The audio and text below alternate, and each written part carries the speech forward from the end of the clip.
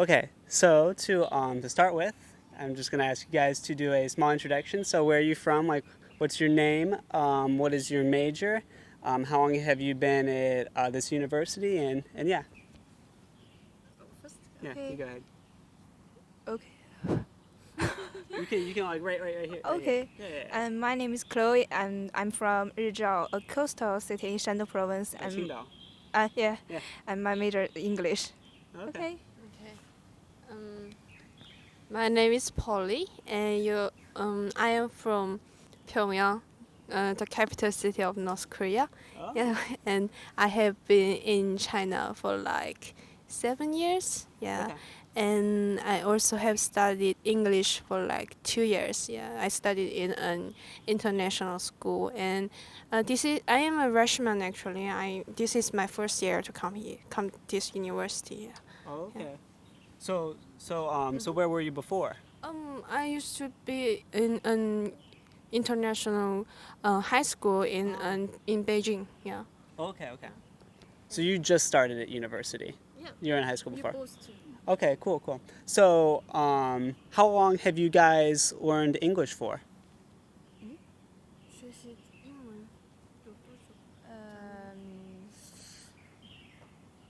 Maybe more than 10 years. Yes. Wow. Because And we need to take the college entrance examinations. Oh, okay. So, in your studies of English, have you come across any kind of parts of English that you find to be particularly difficult or that you find to be particularly challenging? Or is there kind of like a kind of certain aspect of English that makes you feel like it's easy to kind of have misunderstandings or easy to have some certain kind of to misinterpret someone's meaning or for other people to misinterpret your meaning?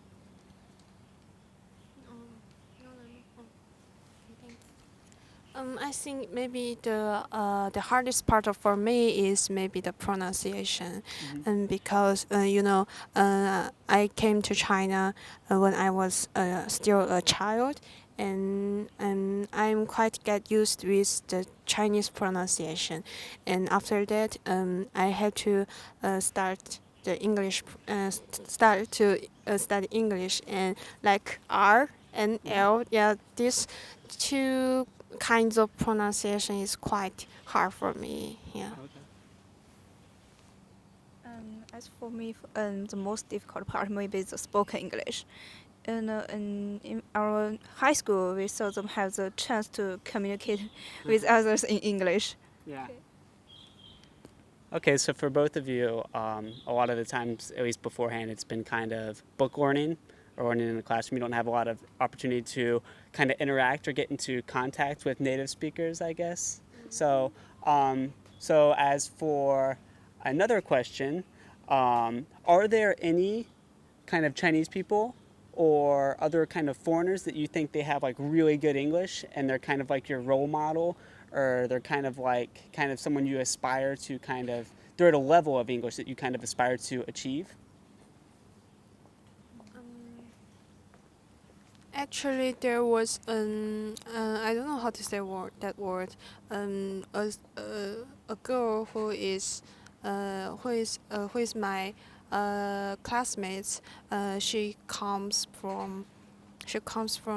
also is a Chinese, but her family will bring her to like traveling, and she have went to a lot of cities like New York and Washington D.C. and maybe like from other cities from Canada. Yeah, and so maybe her pronunciation is very just very local, and yeah, and I think maybe she is the model. Okay. So your kind of role model is not really anyone famous. It's just a classmate that you have who's just in her life. She's been to many places and she's kind of learned it really well. Okay. Okay.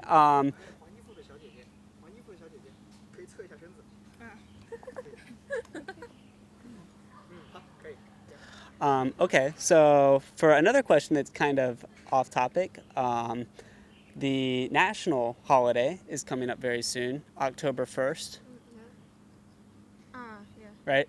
So So do you guys have any big plans for it, or as you're North Korean, right?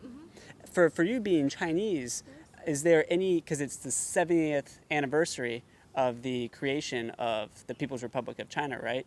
Do you have, as a Chinese person, do you have any kind of wishes for your country, or do you have anything you'd like to say to your country, or anything along those lines? Or as simply as like, do you have any plans for the holiday as well? Well, I hope I have booked the ticket to back to home, Yeah. accompany my family, and wishes to my country. I hope she could be better.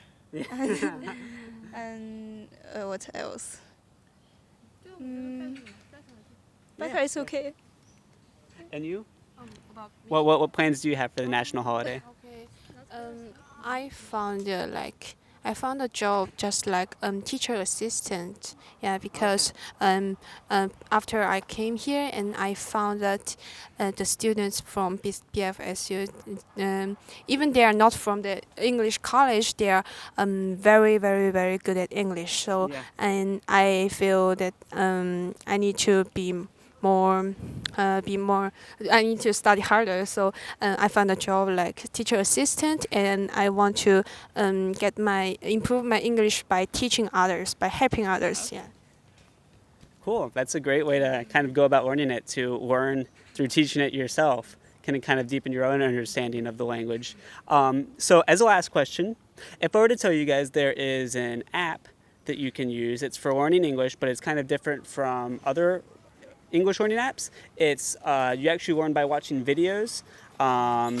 It's kind of for practicing, like spoken, natural, kind of like everyday language, and also for listening comprehension as well. If there were an app like that, would you be interested in it? Of course. Okay. So here right now we actually have the app, and you can kind of try it out real quick and see how you like it. And if you have any thoughts on it, you're free to share that with us as well as if you like.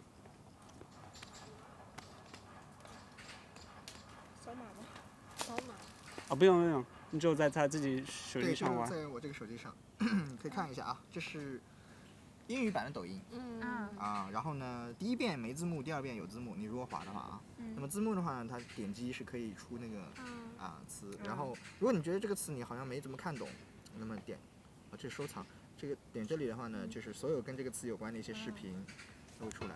当然了，你还可以选难度啊什么的，比如说这是进阶，对吧？这里的话真实世界。 以你们的水平，对吧？你们选真实世界。 Laundry are clothes that we have cleaned or that need to be cleaned. But this.